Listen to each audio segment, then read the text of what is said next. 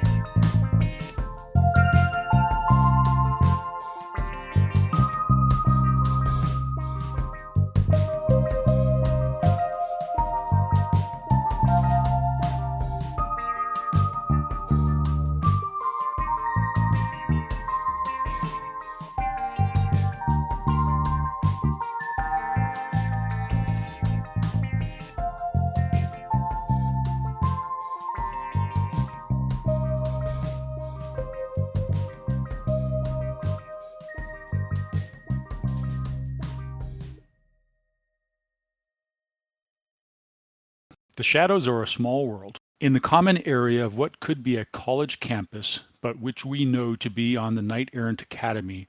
A group of trainees is huddled together around a table. One young man is wearing a knee brace, and a pair of sleek carbon fiber crutches are leaned against the table. We recognize Kim Antonson, of course. The mood of the group seems both somber and angry, but they are being careful not to draw attention to themselves. The young human male with the injured knee is saying, "Kimmy, chummer, I'm really sorry, but I think we need to let things calm down a bit. We hosed up going after them without any mission prep. We had no intel and no backup. Taz got geeked and my knee is fragged. If the Academy gets any kind of data on this, we're out on our hoopo, man." Kim's face is a dark mask of anger and frustration. "We had to hit them while our intel was hot. We had no choice. And they burned Taz to death. We can't ever let that go." A young orc speaks up. "We know that, Kimmy, we know that. But there's too much heat on this right now. These people is wanted terrorists, and if we get in the way of that operation, our hoops is going to be in the sling for sure." Kim looks at the orc with sympathy. "It's okay, Sal. We know you aren't like that. You're one of us." Then she looks confused and angry again. "We also need to get some data on whatever is happening in Auburn. That's not what I signed up for when I joined the Academy." Sal smiles sadly. "I grew up in Auburn. My mom lives there still. I never heard of no meta-human terrorists. Equal rights, sure, that's a thing. We don't fragging blow Drek up, especially not our own people. Hazel's was our place. Don't make no sense." He shakes his head sadly. Kim and several of the others put comforting hands on his shoulders, and that of a dwarven woman who has been silent up until then. She says, "I vote we hold tight for now. We need to make sure Taz's family is taken care of, since he didn't die in the line of duty. They are from Auburn too, but we'll get justice for Taz. The Shadow Riders don't forget." Kim looks around at the faces in the circle. "Look, I know I fragged up. The Razor Girl and the Elf looked to be the real opposition, and neither of them were tagged as awakened. So I sent Taz to scout the Razor Girl's DOS. I should have anticipated that pair they have with them was dangerous, but there was no indication it could be a disguised hellhound." One of the other human males hugs her somewhat awkwardly at the shoulder. "Don't beat yourself up, Kim. We knew these pieces of Drek were dangerous. You couldn't know they had a hellhound in that DOS." Kim says, "Right. We hold tight, but we don't forget.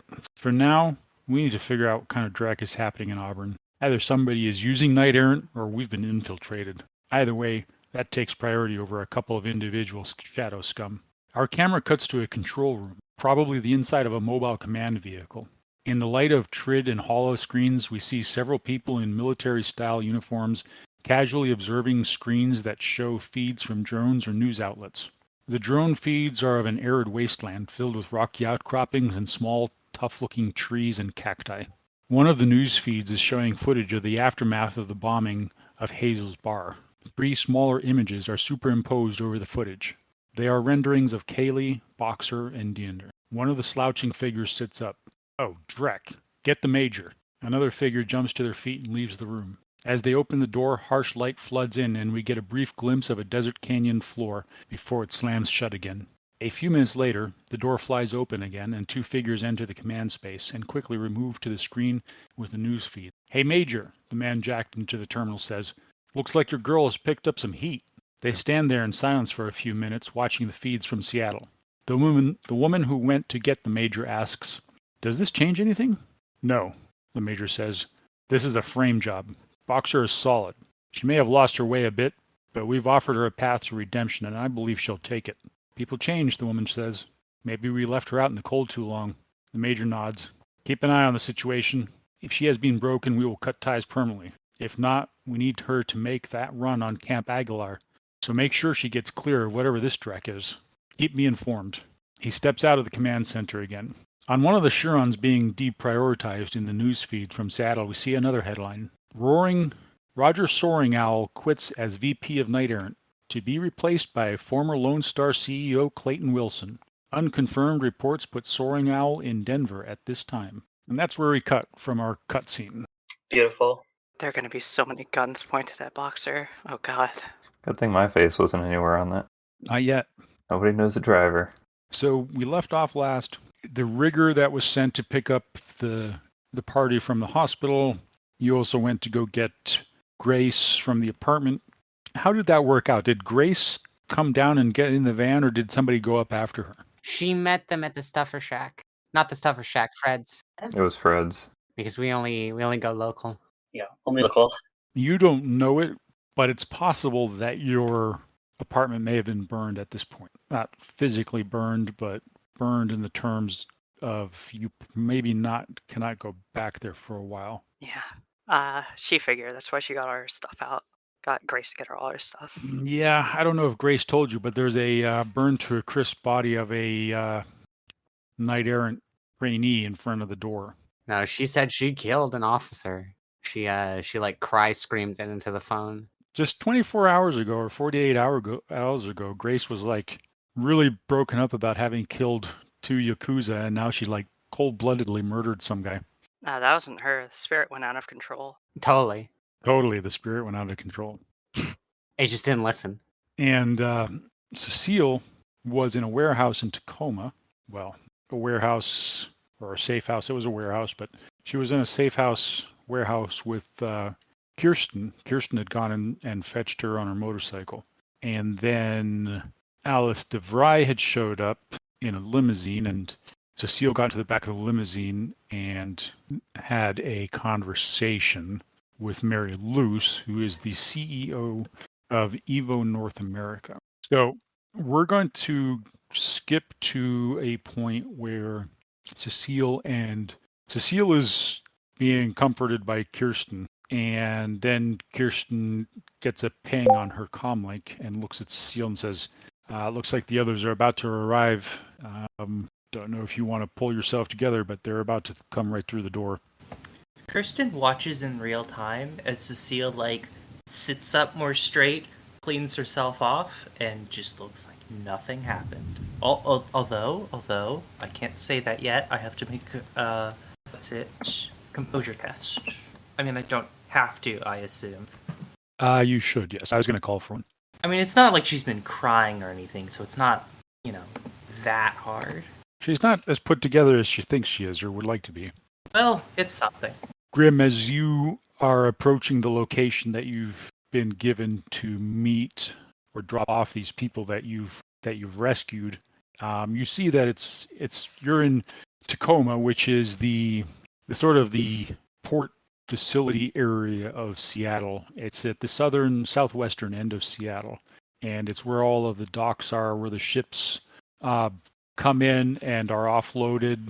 It's an area of many, many warehouses and secured facilities, and the docks themselves are secured. It's also similar to Auburn, it's a very working class area. There are a lot of people who work at the docks.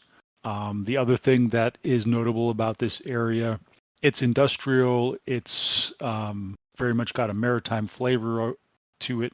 There is a peculiar attribute to Tacoma. Tacoma is known for its Tacoma aroma, which is sort of the smell of the ocean mixed with garbage and industrial waste. The other thing that's sort of known about Tacoma is because it is the thoroughfare for so much commerce that comes from around the world here, it is a hotbed of crime. The Yakuza and the Triads and the Mafia, to some extent, all have heavy presence here. So it's an interesting, from a shadowrunning aspect, it's a very interesting neighborhood. And I can imagine that at some point or another, Grimm has done work, although maybe not illegal work or shadowrunning work, has done work as a rigger here, either driving forklifts or trucks or something similar. Yeah, probably small time stuff. The second Diendre passes across the line into Tacoma, she gives the largest, biggest sneeze possible, and then says something in Sprotheal. I think Boxer probably gets a few words. She says something about an allergy and about the area, but not really anything specific. It's like a sorry for the sneeze comment almost, with an explanation tagged onto it. The location that you've been asked to pull up to, Grimm, is not within the port facility of Tacoma proper, because you would need some kind of credentials to get into that. But it is a secured warehouse on the outskirts of the port facility. And as you approach, the large garage door rolls up, and as it rolls up, all of you who are looking outside see that there's a cleared space inside of a rather crowded warehouse where there's a motorcycle, and Cecile and Kirstin are standing there. Grimm, you haven't seen or met Kirstin or Cecile, so Cecile, why don't you go ahead and describe how you look at the moment? Cecile definitely puts on the air of someone who owns the space around her, but right now she looks a little hesitant. She has a bit more reserved body language. She's a little all of her body parts are facing inward, right? She's compacted herself somewhat, but overall she looks not poor, not someone you would expect to see at a warehouse.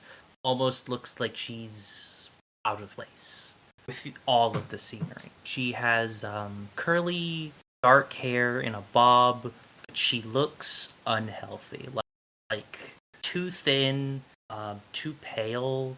You get the truth, but she has a fair bit of makeup on, trying to accessorize it.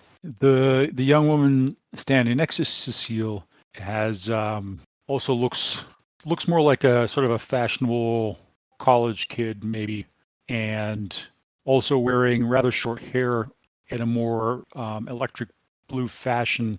She's wearing what appear to be armored motorcycle leathers, and she's holding a helmet in one hand.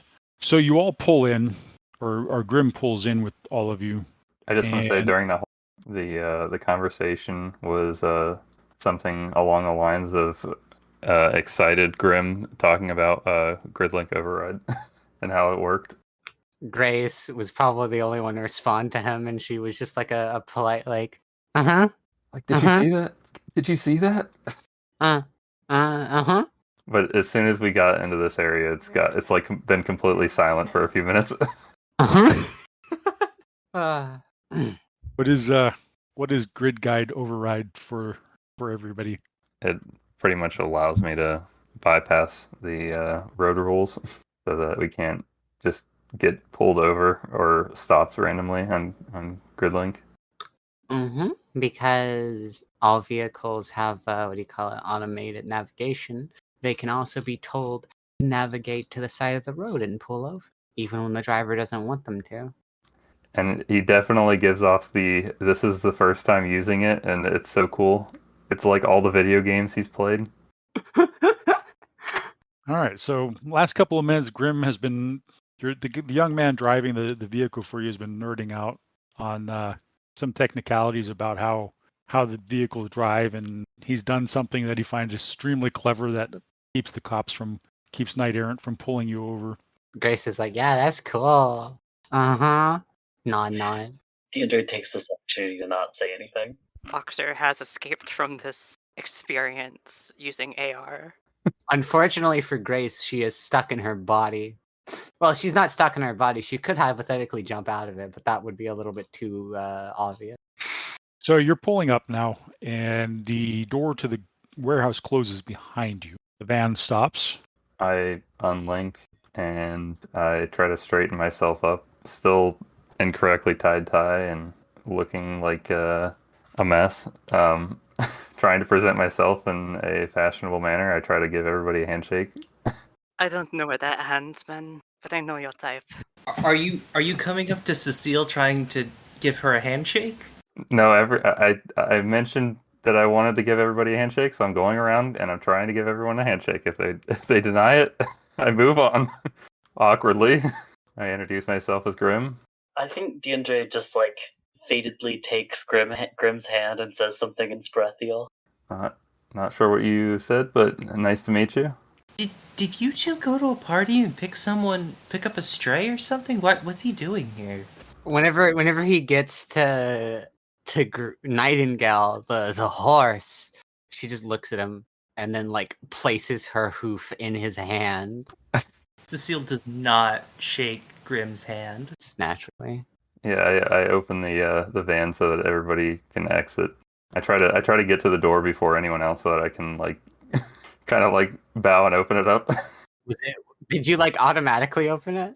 Yeah, but I try to get to it anyway. Nightingale like dashes out as it's like just almost before it's fully open. She's just Or wait, is it like sliding door? This is like a perfect roll to roll a 3 on in Sproathiel for what Diendre said. What did she say? The exact word Diendre says is, she says, "You seem like a very nice young man." But there's obviously some something else to that, right? Yeah, and when you roll a 3, it suddenly hits you that the word Diendre is like the rudest way you can say old woman in Sproathiel. That checks out. At least she owns it. I respect that.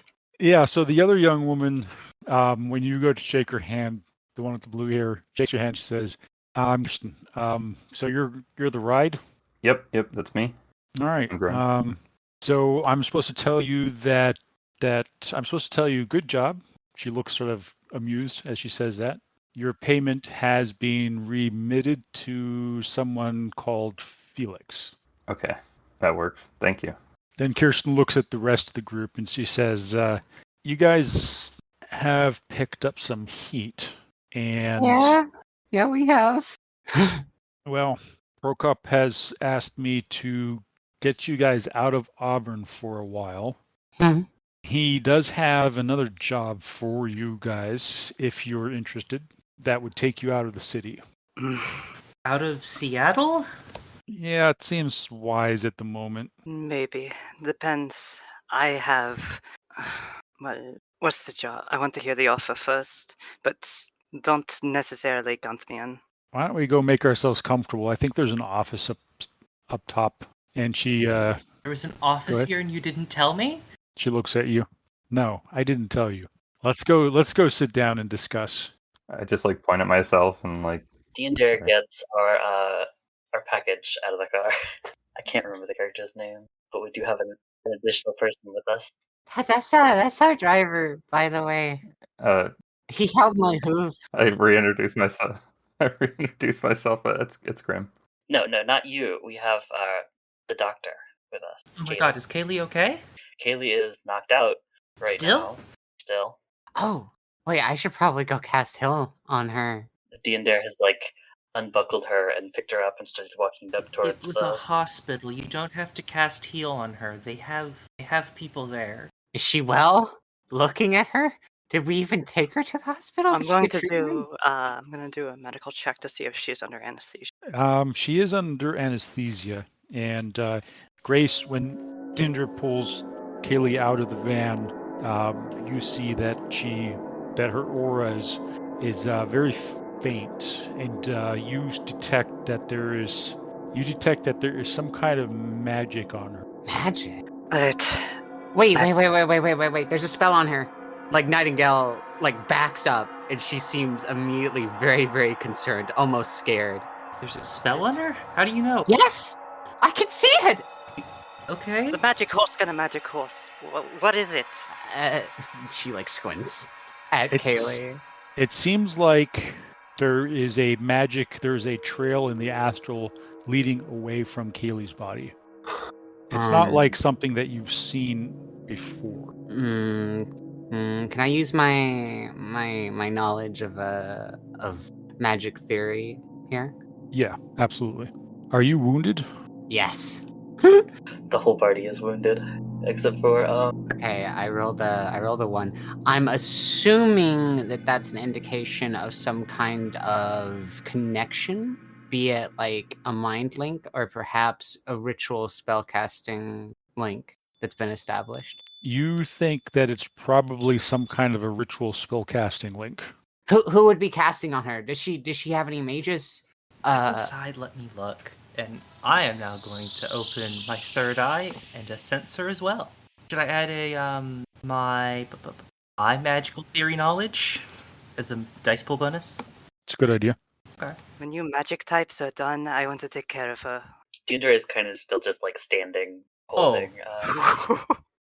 Yeah. You very clearly see that there has been a spell cast that it is very much somebody's used ritual casting and has a ritual sample from Kaylee and is using it. And what you think is very clear is that this ritual connection, this ritual spell casting is designed to act as an astral attack vector on Kaylee. So somebody established that so that they could at any time cast from wherever they are, attack Kaylee wherever she is. Frag. Kirstin, Yes. we need to What get did you Kaylee see? somewhere that's a mana void. We need to get her to a mana void. A mana void? Yeah. I don't know what that is. It's a hole in the astral where magic doesn't go. I don't have time to explain. Ask. Roll your magical theory again. Okay. I think she's forgetting a solution we have here, a possible solution. So you could put Kaylee in a lodge. Yeah. A lodge basically acts as a barrier for this type of thing. Yes. Right. Or a lodge. Or a heavily warded area, which is basically a lodge, right? Yeah. Look, I don't care what you have to do. Just do it fast enough that I can start weaning her off anesthesia. Quickly, do you think you could put up some wards? Kirstin's looking at you. I don't understand what's going on. They have a ritual link to her. She could die at any moment. Not only that could she die, but she could be used as a bomb. Oh, brag. God damn it, not again. So what do we do? I don't... We need to cut her off from the connection. Either we need to take her somewhere where the ritual spell cast, the ritual cannot reach her, or we put her somewhere which will filter out any of the destructive mana that they might try and push through the link. Do I need to take them somewhere? In a ward or somewhere where magic isn't, where magic can't go. I just don't know where that is in Seattle. Nightingale thinks about it. I'm gonna roll area knowledge. Seattle. Both Cecile and Grace can roll memory and use your magical theory as a bonus dice. It also just doesn't. Let me think. I'll still roll it, but I'm pretty sure Prokop at the very least, the Samovar, has heavy magical shielding. Yeah, now that's Grace remembers that too. The first time you went there, both of you were very aware of the mana barrier and ward at Samovar. Kirstin, we need to get Kaylee to the Samovar now. Oh, frag. Prokop explicitly told me not to go back there with you guys. Well, just take Kaylee. If you don't, she's going to die. Do you need me to take? Does the Samovar have medical personnel? How long has Kaylee been in the hospital? Yeah, no, we need to take her. You're right. Okay.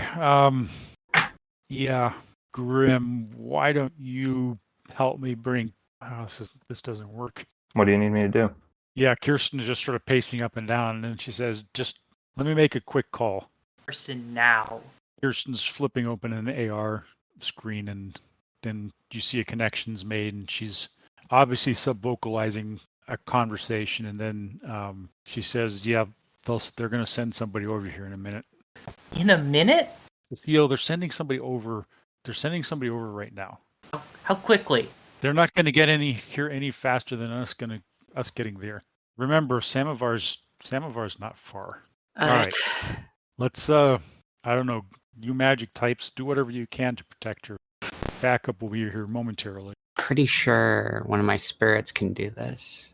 Diendre says something in Spirithiel. I'm going to use my first aid kit. I'm assuming it has some kind of tools for this because of how the auto-diagnosis works, to try and see what anesthetic was used to put her under. Yeah, she's got a fairly standard mix of painkillers and anesthetics in her, as well as antibiotics. Your med kit's telling you that she was fairly badly injured and that there was internal trauma from the blast, probably. So seems like what the med kit's telling you is that they put her into sort of a pseudo induced coma while the swelling around her brain and internal organs subsides. And to that extent, she's got some kind of probably a steroidal anti-inflammatory in her as well. Wait a minute. Okay. Can I look back at the footage? Like, did I get footage from inside Hazel's? You could probably find some if it hasn't already been scrubbed. It's probably already been scrubbed. Kirstin, I'm going to give you a list of medications. I need you to send them to Samovar, and, well, hopefully they'll have someone on hand who will know what to do with them. If not, I don't know. I won't be doing much, so I assume a comm call over there won't be too dangerous.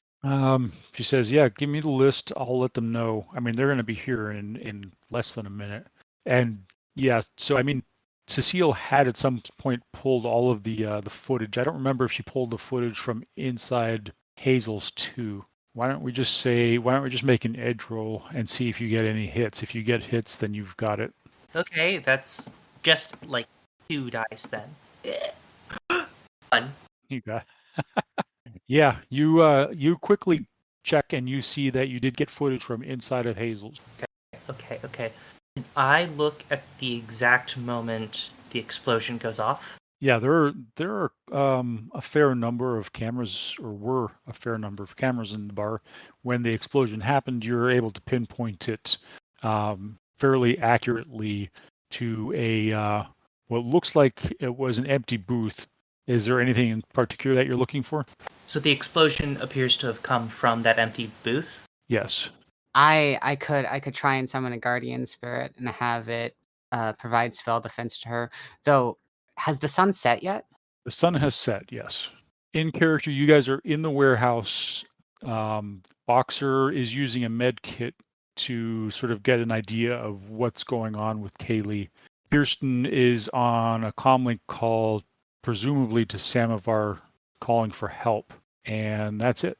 Well, while this is happening, Nightingale is crunching it. She's thinking about it, and then she realizes that she can do something about that. She can help somehow. And she wait. I know what I can do. I can summon a spirit, and it can stay with her for the rest of the night, at least until they get to Samovar. Keep her safe. I'm so drained. I'm so tired. I have a throbbing headache. And she starts pacing. Kirstin looks at you and said, well, I mean, do it, or Cecile, can you do it? No, she can't. She's a hermetic. They don't. She just like waves her forelegs around. I'm a hermetic, and I can't what? Diendre says something in Spirithiel. You can't summon a spirit to protect her from incoming spells, can you? I mean, I can't. Exactly. And then it's at that point that like Nightingale just kind of stops in her pacing, facing away. She clenches her eyes shut, and there's a period of about 10-20 seconds where she's just stood like that, her legs bunching up. I'm gonna go ahead and try and cast summon a. I just understood how summoning works last session, and I have forgotten it. A force 4 guardian spirit with the optional power of concealment, let's say. It's a guardian spirit, like a unicorn guard's pony, I'm imagining, with like a cloak, but also like a helmet in the form that I've described them in the past. I'd like immediately have it manifest, and it's like 1 second Grace is standing there alone, and then there's another pony beside her, and then they're both turning around and turning their attention in unison on to Kaylee. And Why is it looking at me? It's not looking at you, it's looking at Kaylee. And That's worse. Why is it looking at her? they both approach, and the guard's pony goes to one side, and Nightingale stays towards Kaylee's feet, closer to Boxer. And it's it observes the connection in the astral, and it extends counterspelling to her, and then Nightingale does the same. Grim, why don't you make a composure test? What is it doing? What are you making it do? It's protecting her. Deirdre screws up her face and says, bitching. This is probably a little bit outside of your wheelhouse. You've probably seen this stuff in grid shows and in the games you play online, but I'm totally recording this whole thing, He's gonna post it on Live Leak. and I'm looking up all the words that they're saying and just speed reading everything I see about what they're talking about to see if I can glean some kind of information on it. Just for the record, 75% of what you read is just bullshit. I believe it all. So you have gathered that a spirit just summoned another spirit? No, not another spirit. They were like, there was a clown car of spirits in the room, and they just pulled one out. Yeah, I'm going wild over here in the corner. You should probably roll another composure whenever you make that connection. When you start thinking, oh my god, there's just like a clown car of tiny horse spirits. Yeah, the first composure is when I see it. The second composure is after I read it. Oh, You're probably saying stuff that's like all spirits are evil and they're curses and just the craziest stuff. There is a spirit in your car. It's gonna make your engine malfunction. yeah. It says I need to roll the windows down so they don't crack. It says that I need to drive a certain way now so that I don't, cause bad omens. Turn your car facing east. at that point, the garage door opens up and another vehicle rolls in. It's very similar to Grimm's vehicle. It's it's a little bit larger van. It's a GMC Bulldog, classic Shadowrunner van, completely blacked out. Various bumps and protrusions on it. Grimm recognizes probably to be weapon mounts or some kind of sensor mounts that are hidden right now. And then the Kirstin says, "Don't worry, it's them." And the doors open up, and 4 people get out. They all look like they're human, except to Grace, and they are all uniformly dressed in sort of black armor and sidearms holstered. None of them are carrying heavy weapons, and one of them looks like they're carrying a med kit. And the leader of them, the driver, gets out and walks over to Kirstin. They all the other 3 gather around Kaylee, and they have a collapsible stretcher that they unfold, and they look at the 2 with Kaylee, look at Boxer and Grace, and as if to sort of say, "Are you all right if we pick her up now?" Looking at them, what do you mean that they don't appear human to me? Their astral signatures are not those of humans. Can I roll a sensing to get the gist of what they are? Mm-hmm. 1, so that wouldn't be enough to actually identify it. Nightingale is immediately tense whenever she realizes that they're hiding something. Did you get to my list? We did. Wait, I don't understand why. What's up with the masks? Masks? No, them. I Who are you? Prokop sent us. Prokop sent you, but I mean, She motions. The leader who was driving looks at Kirstin and looks back at you and says, do we have some kind of a problem here? I thought time was of the essence. Grace, these are the best we're gonna get. I don't know what you see, but Can I roll judge intentions? Yes. unless it's pressing enough to overcome all the other shit that has gotten onto Kaylee. 4. You sense that with 4 hits, of course, Grim over there was 0 hits on his judge intentions. This is like, yeah, whatever. Just Yeah, I'm just sitting there like, oh yeah, these guys are totally definitely- legit. Yeah, they're legit. And Grace, you get more nuance with your 4 hits that they are sincere, on edge, and sort of nervous to get going, but at the same time also trying not to ruffle anyone's feathers here. I'm sorry. I'm a little on edge.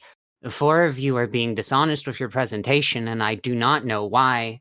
I know that Procop works with some very diverse people, but the fact that there are 4 of you in armor, carrying guns, responding to this after what just happened is kind of concerning to me. Nightingale, let them do their work. Come on. The leader chuckles a little bit and he says, well, I think it would be a little bit more worrisome if we didn't have guns, don't you think? Diendre says something in Sproathiel.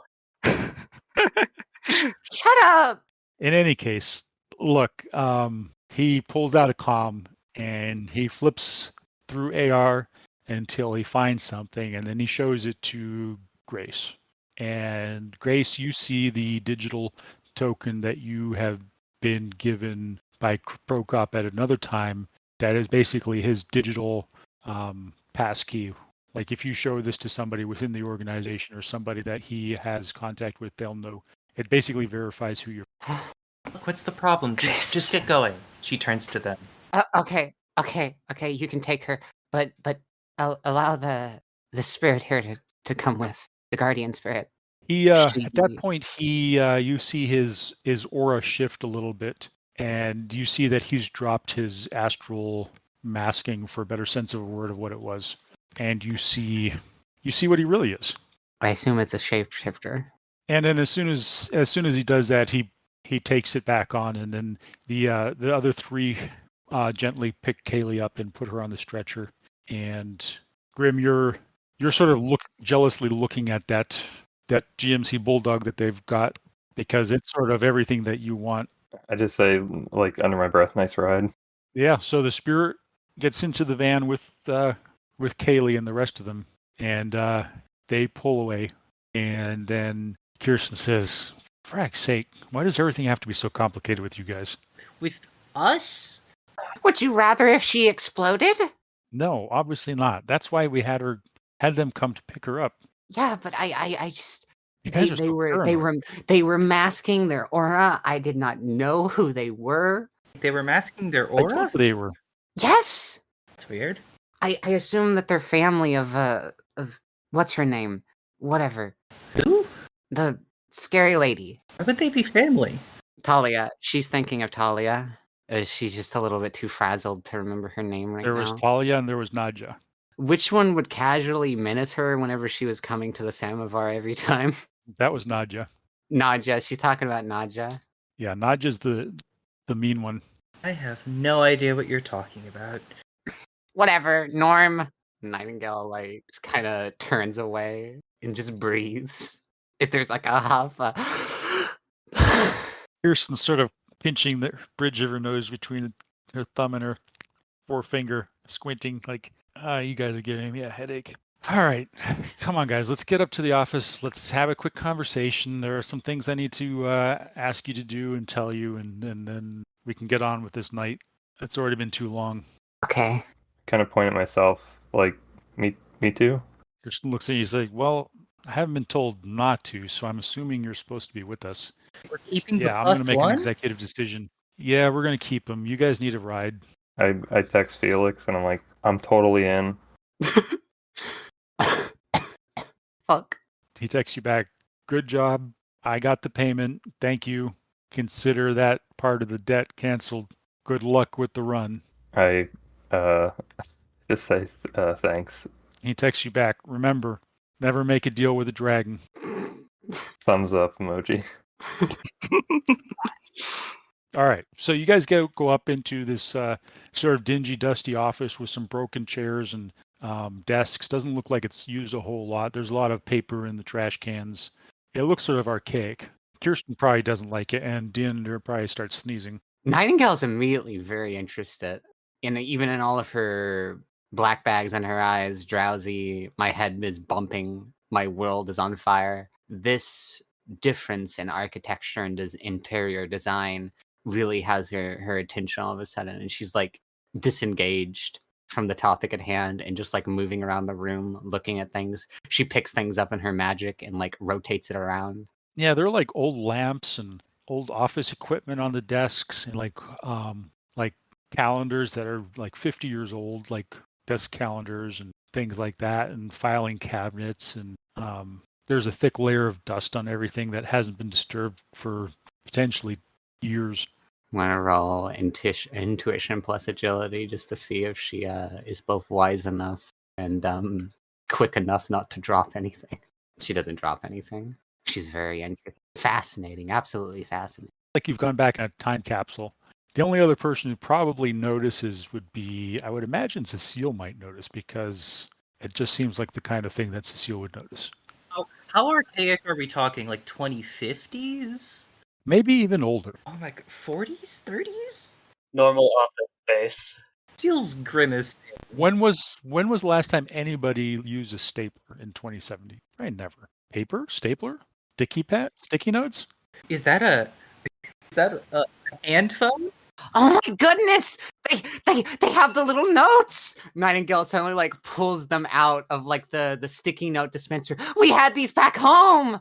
Yeah, and they're all dried out. So the minute you pull them out, they all like just sort of fall apart onto the floor.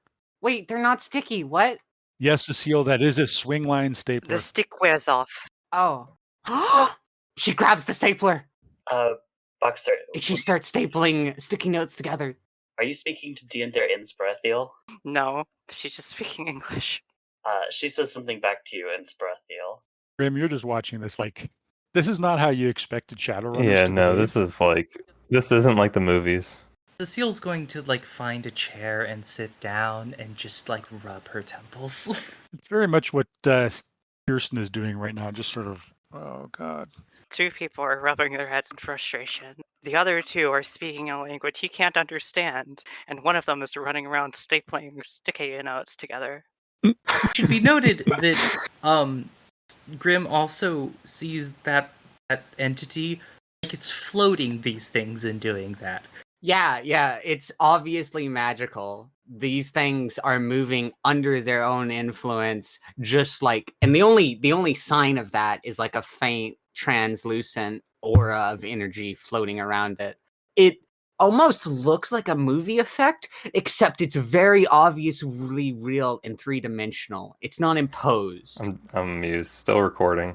And something you should also notice is that whenever Grim walks, he kind of like walks. He doesn't walk straight. He kind of like sidesteps a little bit sometimes, and like if he's looking at something, they might like lean to the side every once in a while. The whole damn party is weird.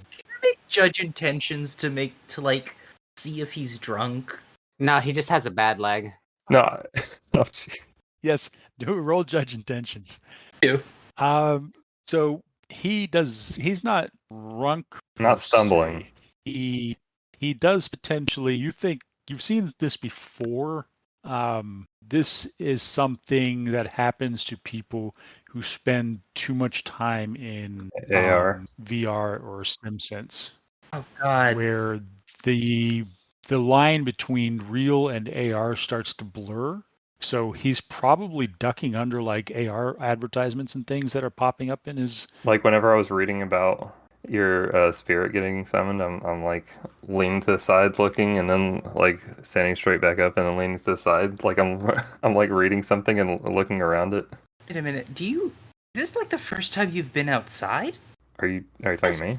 Yeah, I've been outside. Often? Plenty. Well, Yeah, Yeah? kinda. Kinda. I get out. Not a lot. He doesn't smell like the city. So what, every month? In fact, he smells an awful like metahuman Oh. skin. Just like a lot of it. It's quite insightful. Wouldn't we all smell like metahuman skin, except for me? Well, no, because generally, you shed the smell over time. Wait. Is there any way I can tell that Grim is recording? The only way you'd be able to tell is if he looks like he's like using his eyes like a camera. I have glasses that are affixed to my face permanently, and my comlink is internal. So You're always in AR, Cecile. So Yeah. you see Grim's personal access network, obviously, and unless you're running silent Grim, I think Cecile could probably see the various devices, and one of them definitely is an active camera. Okay. The question is, does it have to display that it's active? Which totally probably would, since there are like real laws about that. I would expect that it would say so. Oh my god, Kirstin, we can't have this. How old even is he? 19. 19. What's 19? Wait. what's wrong, guys? I want Nightingale. Can Nightingale Yeah. like bleed out his exact age, just like down to the second? I find the idea of her doing that and then just carrying on very funny. He's 19 years, 59 days, 2 hours and 38 seconds old. How? Kirstin, he's recording. Ah, frag. I Grim, immediately turn it off. shut down the. You can't. Grim, this is. It's not. It's just for me. It's okay to record, but not these parts. You record when we're doing the stuff and the stuff you need to capture. In here? No, not cool. All right, I take off the lenses to my glasses, but the frame stays like it's affixed. Yeah, I don't know about this, Kirstin. They're clip-ons. Yeah, they're clip-ons. You guys need a driver. Prokop knows his friend Felix. Felix vouched for him. Prokop is comfortable with him being here. I don't like it either, guys. What's the job, Kirstin? Well, it's not that I don't like it. It's just, can we just get on? I'm sorry. I guess sorry. we could use a rigger. Grace. Yeah. Diendre, do you have any magic to get drugs out of a system? Oh, I actually know about something like that. Yeah, she's hopped up on painkillers still from hospital. They're fucking with her. Diendre? Mm-hmm. I do not know a spell to that effect. You can do it, but I never had a use. Although, Paul, Cecile definitely knows of people that know that kind of spell, because knowledge... I don't have, like, a knowledge skill for it, though. Can I just roll, like, I don't know, edge plus intuition? Do I remember someone somewhat nearby who knows that sort of thing? Well, certainly not in Tacoma. You know people on campus or close to campus who could do that, but not anywhere near where you're at. Yeah, I knew a couple of people who did that sort of thing whenever their friends had a hangover, but they're back on campus. Well, where I come from, you put the person on their stomach, and you stick a thin, purpose-made stick down their throat to get them to puke. Cecile gives you a very concerned look. That won't work. It's already in her system. Unfortunately, you're gonna have 8 more hours of fun until it's out, so... You could always go to Olga's tea room and see if Olga's around and has an antidote. Why would we go to Olga's? Olga's is in Tacoma. Diendre pulls out a pad of paper and a pen out of her jacket. And writes in Sperethio. No, she like very slowly writes in English and hands it to Boxer and just walks off. She reads it. Going to find antidote. Can't take this anymore, and can't is underlined 3 times. She hands it to Cecile with a look of utter disbelief. People still use paper today? How did she even get that? Okay, so it's not just me. I don't even know where she buys this stuff. She had like a board made out of like wood or something with string. Real string. What's she getting paid? I don't know. Or is it old? Did she like dig it up out of Would decades an old? antidote even exist for painkillers? Oh, if it's magical, it'll work for anything. But she's going to look for an antidote, not a magician who can Oh. do it. There's plenty of that stuff on the street. She pulls out her comm and she goes to call Greg. I see that I need to stock up on drug shit. Wonderful. Fox is just gonna buy like bags and bags of naloxone. Hey, Grace. Hey, Greg. What's going on? Long time I haven't heard from you. What? It's only been a couple of days. Oh, I'm sorry. It's been a couple of sleepless days for me.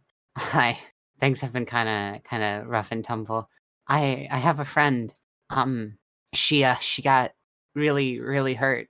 Oh, I'm sorry to hear that. During that bombing, if you heard about it. Oh no.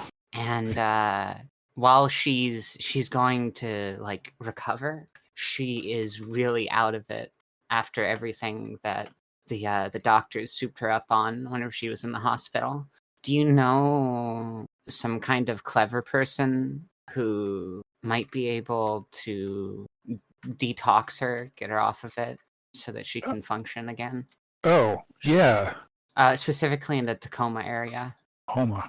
Yeah, can I call you back in a bit? Yeah. Hey, you haven't heard back from the guy yet? He didn't get back to me. I gave him quite the scolding in front of his friends. I think that he's not going to want me there, even if he were to even if he were open to extending a dispensation for me, which honestly, it is ridiculous that they require all of their members to be metahumans. I don't even know how they expect to learn much of consequence if they want everyone in their order to be like them. Yeah, I was sort of hoping that they would, that if they invited you, they'd invite me too, but I guess that's not going to happen Can now. I hear this conversation? Oh, well. She's on the phone. You might be able to hear his responses faintly, and you can hear her. She's just openly speaking. Listen, Greg, I know you're bummed out because you wanted to be a part of their group, but I mean, it's not a good group. It would have been a waste of your time and resources and talent. And she says that in such a way that it sounds like the capital T talent, even though he's very much mundane. Like, yeah.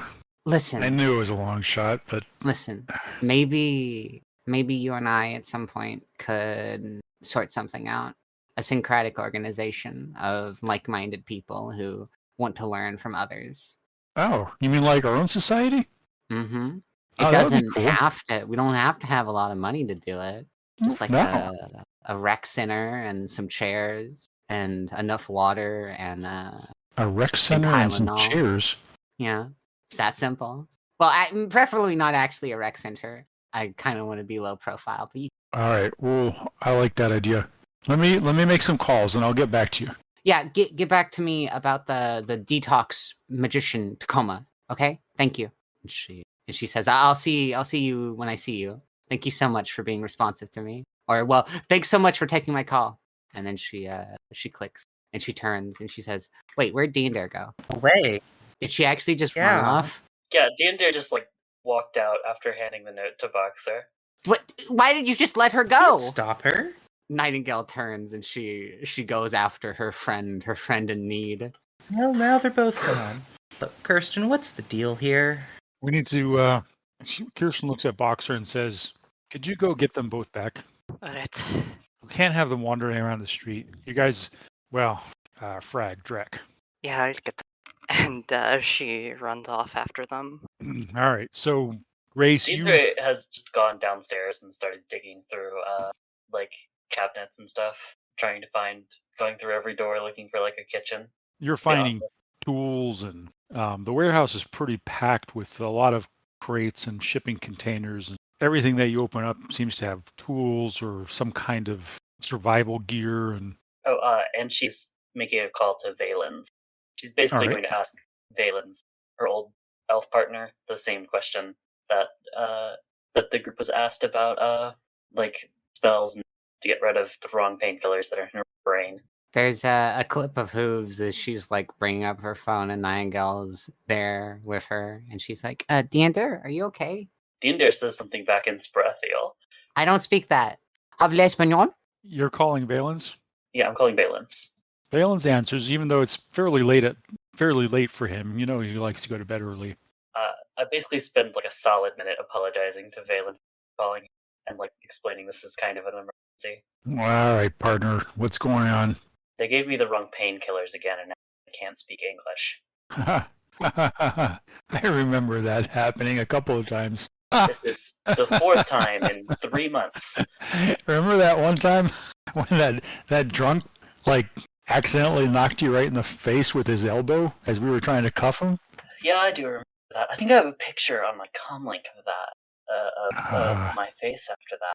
Yeah, that was hilarious. You couldn't They see gave it you for the something glamour and you until, couldn't talk at all. Yeah. This...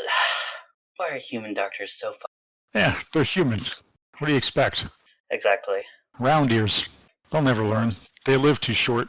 Anyway, I'm gonna put you on speakerphone for a second. Will you tell my friend that I can't speak English and that she's going to have to speak in Japanese or in Cantonese?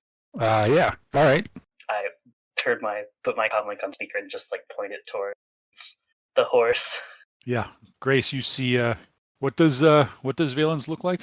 Valens is your like average, like not like white presenting elf with shortcut police hair. He sleeps if he's going to bed, he's in his pajamas, and they're like green with yellow flowers on them, like something you would never think a police officer would wear to sleep. Yeah, so you see this elf looking at you, and he's looking a little surprised, and he's like, Dinder asked me to tell you that if you want to communicate with her, you need to use a language like Japanese or Cantonese. She is unable to speak English. She immediately code switches into Japanese. Yeah, so in Japanese, of course. I reached out to one of my contacts and they told me that they may have someone in Tacoma. You need to talk to her. I don't speak Japanese. She's talking at Diendre and like looking past the phone at this point. Immediately flip the phone around, put it in like thanks Valens, I owe you, and it hangs up like she always does. Holy shit. Are you two done? They're speaking Japanese. For fuck's sakes. Look, I'm not learning Japanese too. Can we get upstairs? She can't speak English now, apparently. Yeah, well... Diendre says to Boxer in Japanese, it's something that happens when they give me the wrong painkiller. It's an allergy of mine. I don't speak that. Wait, why do I need to speak Japanese? Can't I speak English to you and you talk back in Japanese? Diendre just shrugs. That made more sense to tell. I didn't know if you knew either of them. Anyway, Diendre walks up the stairs past Boxer. This will work for now. Speak Japanese. While they were gone, did either Grim or Cecile do anything else? Nope. Cecile's looking at her nails. I've just been watching this in awe. He's like, this is where the magic's done. This is totally what running is like. Felix has told you about times like this. I feel like he wouldn't have. He's only told me the good stuff and some of the bad stuff. Felix is actually a real shadowrunner. It depends on... Oh, Felix has probably told you, like, the there's a lot of, like, hurrying up to wait. Like, there's a lot of boring shit you do. Yeah, but he only trying to pump it up. All right, says Kirstin. If we can all just focus for a minute, right? We're all professionals here? She asks us very questioningly. So, Grim, yes, you're in. Felix vouched for you. I assume you've all been introduced to each other. He does sort of a quick introduction. This is Cecile over here, the sulky college girl. Hey. This one over here is Grace, the one that goes on 4 legs, Boxer. And my shadow name is Nightingale. Yes, Nightingale. So this is Grim, this is Nightingale, this is Diendre, that's Boxer, and that's Cecile. We need a Shadowrun name for Cecile. I'm not getting a shadow name. You need a shadow name. Would you rather get shot in your sleep at home? Then you get a shadow How about I get shot when I'm at home? Because people are going to hear, oh, they mentioned Cecile. We're going to cross-reference that with image database. And There are like 5,000 people named Cecile. Do they all look and act and walk like you? How many of them are... Kirstin holds up her hands and she says, enough. Human women of European descent with a bob haircut. Enough. It doesn't matter. we've got work to do. Okay. All right. So this one's a little hot, guys. And once again, it's connected to our current problems, which you are very well aware. It has to do with Kaylee. It has to do with your problems in Auburn and the bombing at Hazel's. It has to do with some of the information that you guys pulled off of the servers at Warehouse Alliance. We're following up on some of that pay data that you gave Procop. There's a man who lives in Snohomish, and we would like, well, not we, it's not me. Procop would like you to go to this man's house and search it and find a very specific file related to none other than Kirill Petrov. Ooh, sounds juicy. Not exactly my kind of work. Can I get a quick refresher on who Kirill Petrov is as far as Nightingale knows? Kirill Petrov, let's see what Nightingale might have been told. Well, no, you've been in this whole thing, so you've been told the whole story. Kirill Petrov is the dean of the Evo facility at the Washington University where Cecile was studying. However, he is also someone who used to be a fixer back in the 2050s and he's the guy who set up ICE and Rigor Mortis and Procop Skillful and got Rigor Mortis arrested and incarcerated for the last 20 years. He's also the founder of Warehouse Alliance. His wife, Diana Petrov, is the woman that we saw in the intro a couple of sessions ago, who after coming out of the opera was talking about the fact that downtown Auburn needed to be cleaned up and traditional values reinstilled, and talked about the bombing. And can you tell me again what we're going after on him? What are we trying to dig up? We're going to his home. Why?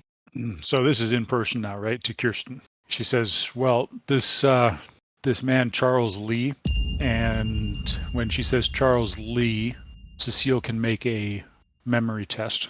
Oh, good. I like those. Charles Lee. Something about that name jogs your memory. Charles Lee is a name that you found on that list on the Warehouse Alliance server. Charles Lee has another name next to it, Jaden Price. You also know that Charles Lee lives in Snohomish, and that his initial investment in Warehouse Alliance was something like 200,000 New Yen. Oh, dear. Okay, so it's probably going to be heavily guarded, or at least somewhat guarded. Decent matrix security. Ugh. Diendre was in Snohomish not too long ago. Just a reminder, that's where you went with ICE and Rigor Mortis and ran afoul of some people there who apparently didn't like ICE. It didn't turn out well. I assume that most of us understand Japanese except for Boxer. So she's going to say in Japanese, it's like the start of a joke. An elf, a cat, a horse, and two norms walk into Snohomish.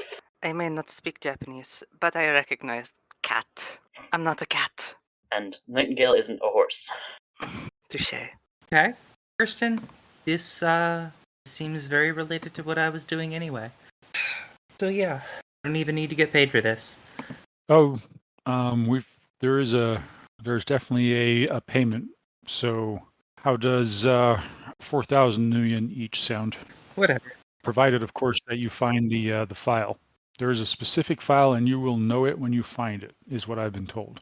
I don't think I can do this one. I have a job that I need to handle, and it's rather important. This seems like a good opportunity to perhaps pursue that, but I want to ask any of you to come along. I have some demands if we're venturing into Snohomish. Okay, what are they? I want double hazard pay for going into Snohomish. Ah! I want That's ridiculous. an exit and an entrance into Snohomish, and I want to not be shot in the back of the fucking head when ICE doesn't tell me whether he's got heat in Snohomish or not. Yeah, I think you're getting one of What? those, I don't Max. I don't understand any of what you're saying, Diendre. Diendre switches to Cantonese and says it all again. Wait, hold on. Wait. Here, Kirstin, I think I can help. I'm going to cast Translate on Kirstin. She doesn't even ask for consent. Cecile. Now Kirstin can understand more or less. Okay. Diendre, Did you repeat yourself. cast translate on On Diendre? Kirstin, because Kirstin needs to understand Diendre. Okay. Because Kirstin could understand Diendre when she was speaking in Oh. Japanese. When she said she couldn't understand what she was saying, she just meant she didn't understand the combination of words that how she was putting Oh, them it together. just doesn't matter then, and Cecile wouldn't do that. Diendre says, well, the first is obvious, and she motions to herself. The second is obvious, and she motions to herself. And the third is a joke. All right. Well, I have an address for you guys. But I think 4,000 may be a little bit of a low asking price considering. Well, Is somebody going to make a negotiation test? I will. Diendre will. Nightingale loves is speaking up. negotiate. She's. I think that we may be forgetting who we're talking about. That man is a dean, and he's married to a politician. You're not running against the dean. You're running against somebody else. Oh, In Snohomish.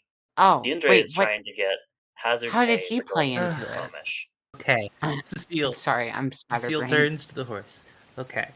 The file at Warehouse Alliance. Wait, do you even know about that? Whatever. There's a file of investors at Warehouse Alliance. This person is one of those investors, and they likely have information on the dean. Oh, okay. That's okay.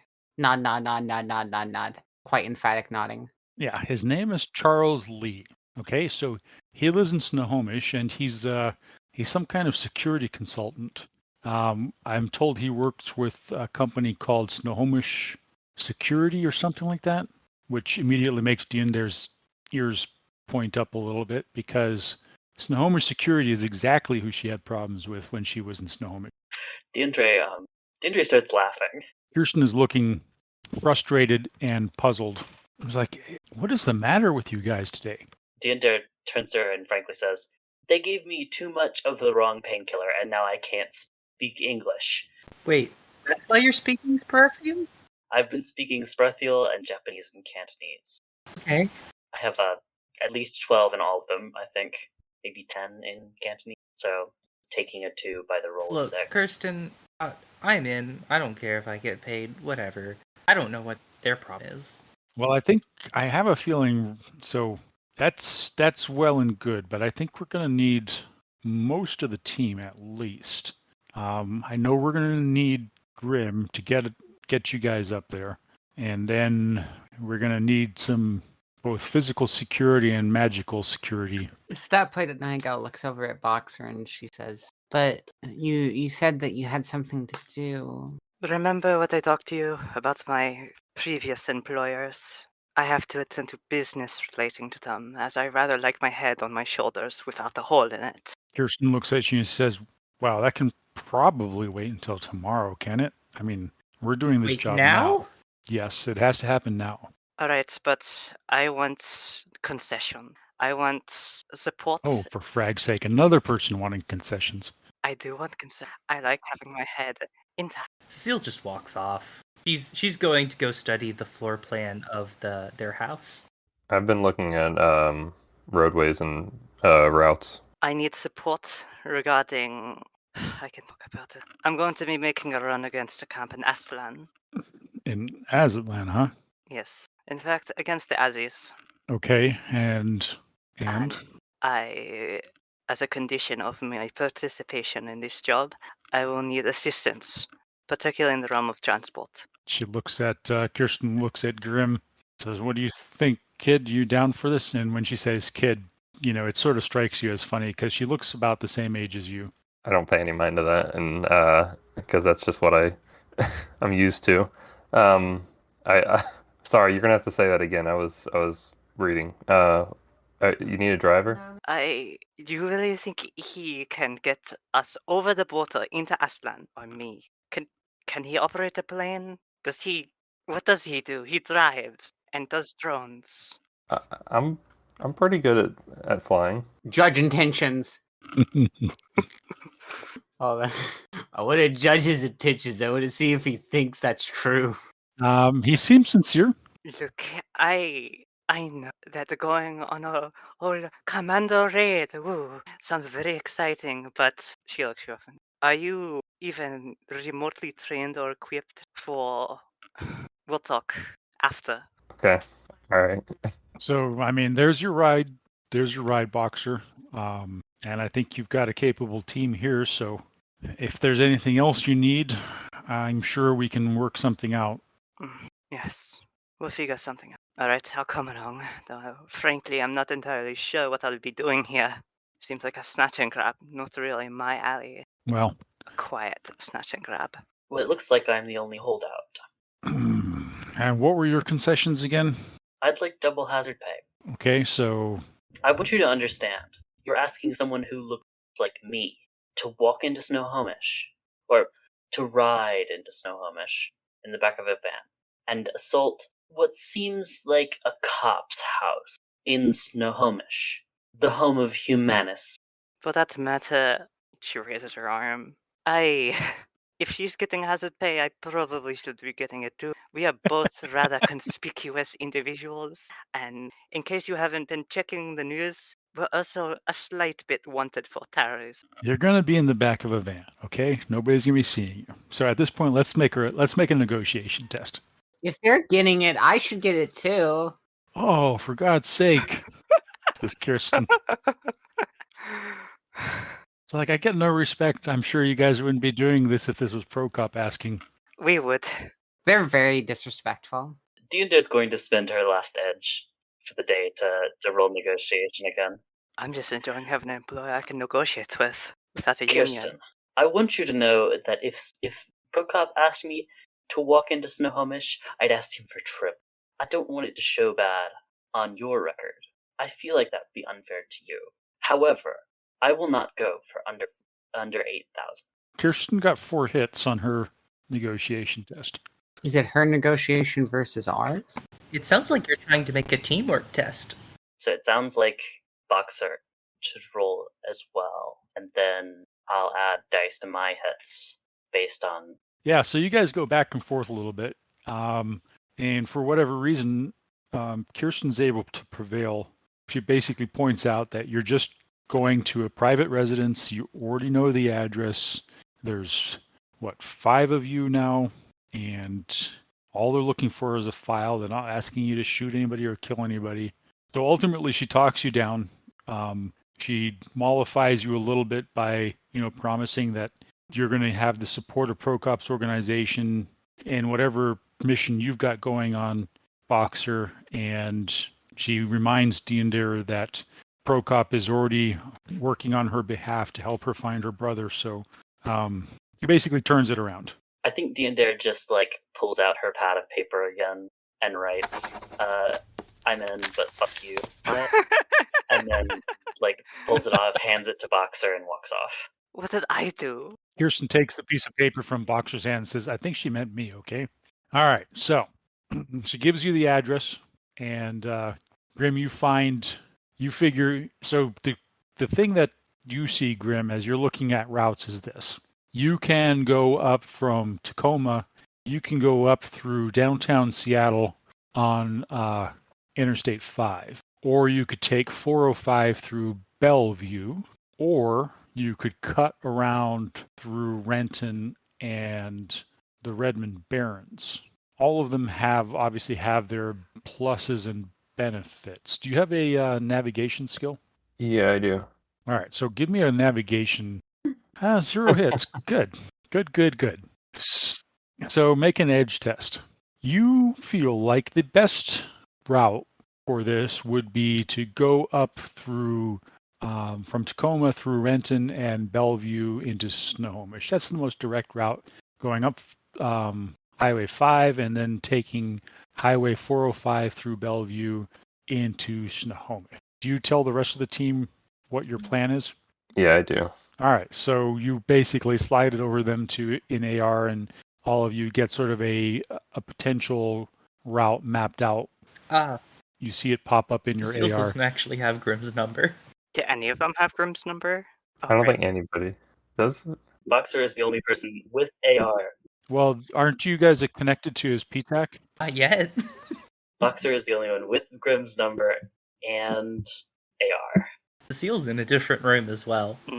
Well, she's putting his number in the group chat. Problem solved. Isn't Grim running some kind of tactical network? Are you Yeah. inviting everybody to the tactical network? Yeah, I have this cool feature, guys, that allows me to help everybody out. If you're interested, it helps us all, and I'd recommend it. It pretty much allows us to utilize each other's visuals, I believe, to I used a system like this. Is it like Land Warrior? yes. It'll let us coordinate better, see through each other's eyes, cameras, generally be better informed. It can be distracting though, so it's up to you whether or not you want to take it. Someone gotten Cecile at this point. No, we don't care. We assume that she left because she doesn't want to do this. She was the first person who said yes. I assume Diendre walks out to find Cecile in her room and then starts like flicking her lighter anxiously, almost. Cecile looks at Diendre and goes back to looking over the blueprints. You're trying to send a message, it did not work. She's like literally just down the stairs. So we're just going to hand wave it at this point. Everybody's getting the request to join Grimm's PTAC network. Can I even do that with just my little rinky dink metalink? Yeah, everybody can. There are certain bonuses you might not get without the AR, but everybody can join the PTAC. Okay, what bonuses does it give me? Okay, so it's rating 2, and I think Yeah, it's rating 2. PTAC is basically a tactical network that you're all connected to, so you can mark targets together, you can like see what other people are seeing. Metagame in combat, basically. And you get a dice bonus on certain things. Grim has shared his route heading through Bellevue into Snohomish. Does everybody think that that's a good idea? Cecile thinks it's just fine. What do you guys think? Can I cross-reference that with my area knowledge of Seattle? See if that makes sense. I have no fucking clue. So because I'm polite, it seems good. I see no issue with it. Grim, I guess I'm going to give you one more roll on this one. Roll, do you have any area knowledge skills? Of course not. All right, roll your navigation one more time. All right, so you're entering the data and the TACnet is translating it to everybody else, and then the TACnet starts throwing up a couple of alternative routes for everybody. And for those of you who are looking and or getting the data, the TACnet is basically laid out 3 different routes, which we already discussed. You can go up through downtown Seattle, you can go through Bellevue, or you can go through the Redmond Barrens. The fastest route is through Bellevue. However, Bellevue is a very high security area, only somewhat down below. So if you go through Bellevue, the chances are, at the very least, Grim and his vehicle need to have a solid SIN running. Downtown Seattle is only slightly less secure than Bellevue. So again, SINs are going to be a big deal. And then, of course, if you do decide to go through Renton and the Redmond Barrens, well, it's the Barrens. You're going to be, you have to drive on your own. So the TACNet's saying, be prepared to lose grid guide functionality, be prepared to repel attacks from gangs, and be prepared for roadblocks and or have a vehicle which is able to counter roadblocks. Jeez. Wait, so is this software like designed for shadowrunners and criminals? It's designed for any close-knit group of people in combat or other kind of teamwork-based situations. So there are models for it for like sports teams or whatever. Then you also have like probably like airsoft teams, TACnets too, and then as you get higher and higher, it becomes more specialized to like military applications and that kind of teamwork. I realize it'd probably be very useful for like first responders of all kinds, and also like nurses. In universe, there is probably a version of it that's like medical oriented. I'm sure DocWagon has something like this going. Is the version he's using like just like a consumer, like Almost definitely the equivalent of like a civilian tactical like whatever, and so it's like cutely telling him like, by the way, gang roadblocks. It's a rating 2, so it's probably not quite that consumer level. Okay, I was just curious. It's not like a TomTom. It's a TomTom. It's a modified TomTom. Advanced TomTom. Felix said that everybody who's anybody has this, so that's why I got it. And now you're finding out that all of these Shadowrunners that you're around don't actually have it. I put it away. Just put. Good piece of kit, but they aren't a very techno-literate. Excuse you? Except for you, Cecile. You're Thank very you. techno-literate. What is a techno? Is that a serious question? Case in point.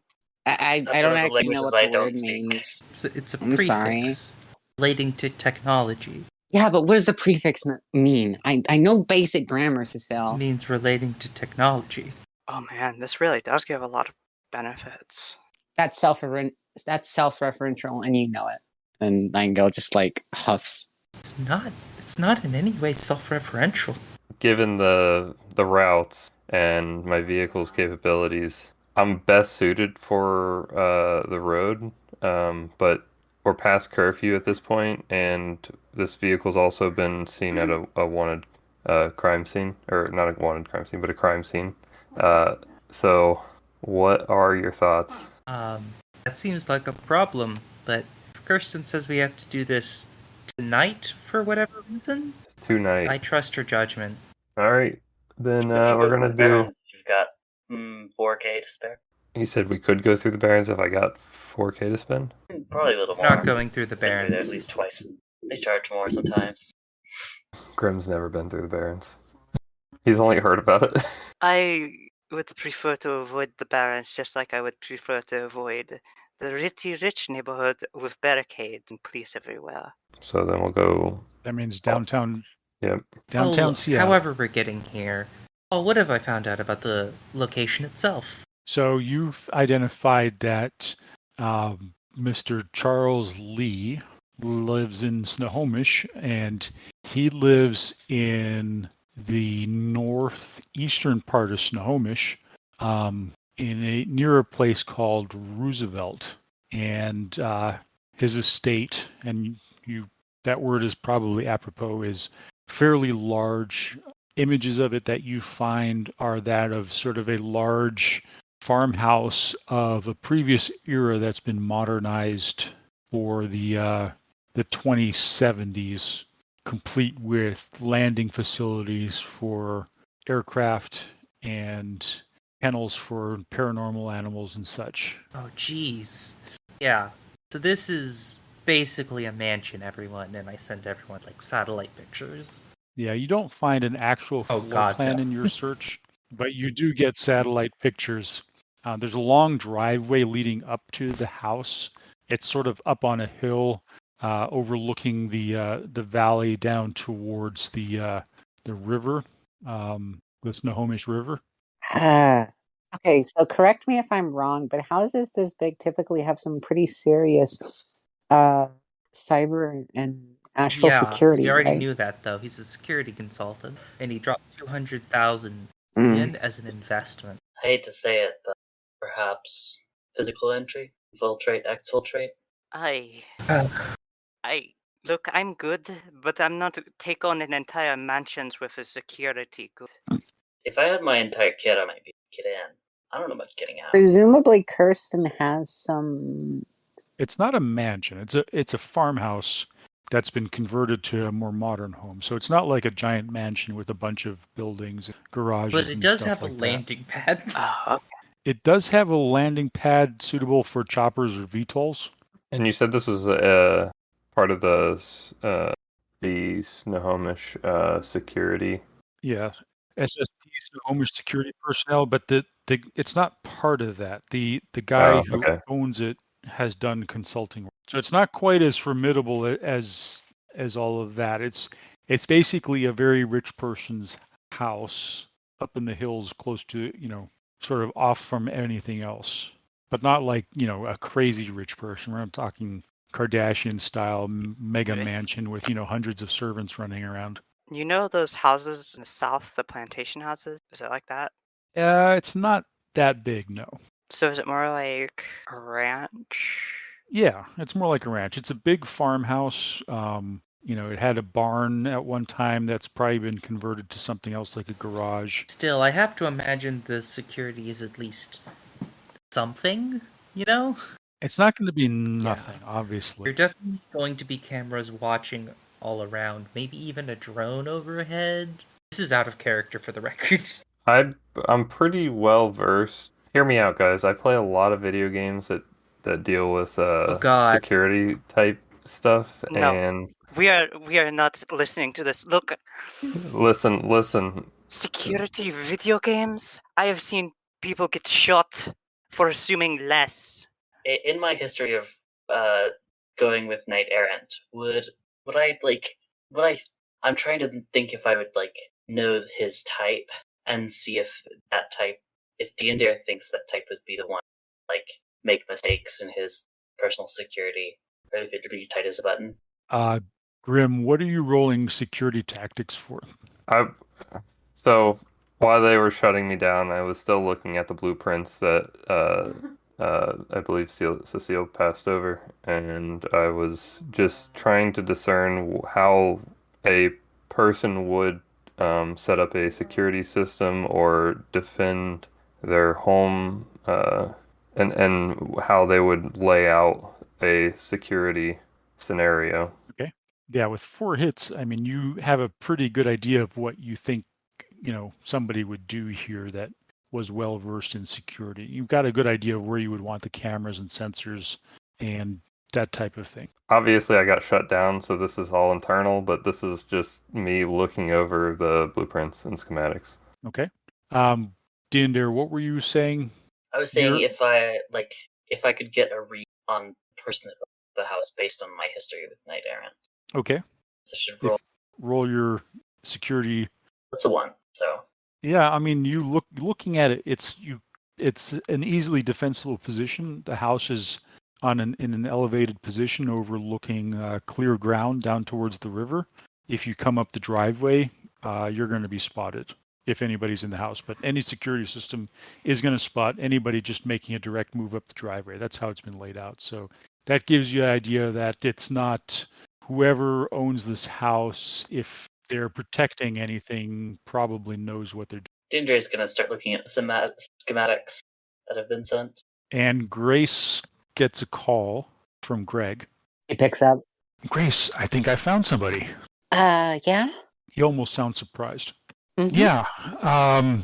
It's not going to be totally cheap, but there's a street doc near you guys who actually specializes in magical healing. And so I called him and talked to him, and without any details, just said that I had a friend who was having a bad drug reaction and whether he would be able to detox them. And he said yeah. So he said that for 1,500 nuyen he could cast a detox spell. 1,500? Yeah, it sounds sort of high. I don't know. Maybe you need to talk to him directly and figure it out. Before we go, and she's setting her phone aside. Before we go, are you still feeling really out of it, Diender? Yes. Diender sends that back in Berethiel. Would Nightingale be able to tell if that's a yes? She takes a second and screws her face up real bad and squeezes out, "Why?" So there is a clever person in Tacoma who would be able to cast that detox spell on you. They have a price, though. Diender says something in Berethiel. They're asking for 1,500 nuyen. I'm sure we could barter them down, but I know you're really out of it. I don't want you going in there and not being able to think straight or react as quickly as you'll need to. Diender says something in Berethiel and taps her hand. And she code switches into Japanese and she says, "What do you want to do?" Where? Taps her hand again. She brings the phone back up. Can you send me the link? I mean, not the pin. The pin, please. Speaking to Greg in English. Oh yeah, he drops you a pin right away. And then he says, "Good night, Grace. Let me know how it goes." I will. I'll tell you all about it, Greg. I'll see you soon. How close is the pin to where we are? It's about it's not far. Walking distance, not far, or No, definitely you'd want to ride, but not far. I mean, maybe a 5-10 minute drive. Diender texts the group, Dexxx 2 6 for hop to street dock. Does Grim even know Does Grim even know what a SIG is? No. Probably, but no. I'll definitely give you a ride, but I don't for it. How far away? If you drop me the pin, I'll look at Diendre it. drops Grim the pen. Yeah, it's just a couple of blocks from you. Look, when you're looking at it on the map, there's actually a symbol for a dock there. Do we have everything we need here? Do you guys want to go there right now, or? I need to go there right now. Okay, well, if that's the case, Wait, you- before we go, Nightingale like scampers off. We're still in that building with the office, right? Yes. She's going to go acquire office supplies before they leave. All right. You She's just going to take like staplers and any sticky notes that aren't no longer sticking together. Just any of that. you grab sticky notes, you grab a stapler, you grab an eraser, you grab a mechanical pencil. Oh, you also grab a couple of push pins. She is positively like she's very happy about this. She has not had any renewal in her supply since she came to this world, just because of how rare it is. And like the only thing that's close to it is like artist supplies, and even that's like anachronistic now. And those things are really, really expensive. She needs stuff to be able to continue to maintain and expand her grimoire. A lot of stuff. This will be a good start. Boxed her next to stapler. Diendre has enough office supplies. It says, "All right." Kirstin says, "All right, I'm out of here. I'm going to let Prokop know that you've taken the job and you're on your way. When you've completed the mission, just get back in touch with me." Okay. She puts on her helmet, jumps on the motorcycle, and leaves. All right, is everybody ready? Oh, I imagine we're just popping out and popping back. Can't be that long. 30 minutes. In the meantime, didn't we make at least some kind of plan for entry? Like, what we're even going to do? We have a satellite image, but where are we coming into the house? I probably should have rolled security design rather than security tactics. Security tactics is more for our entry, right? Diendre would like to spend some time looking at the So satellite image. security tactics is more like knowing how officers will patrol, how security will enter a room, how they'll sweep it, like analyzing if a particular fighting unit lines up with being security, or if they have tactics too disparate or too advanced to be mere security, etc. Okay. It's going to be hard to find a suitable position to provide cover from. Let's see.